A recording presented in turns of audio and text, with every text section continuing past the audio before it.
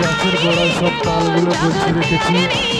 দুদিন পর 1 মাস পর এবার তালের গজা হবে, বাইরে দিয়ে কেটে খাবে, যারা যারা খাবে চলে আসবে।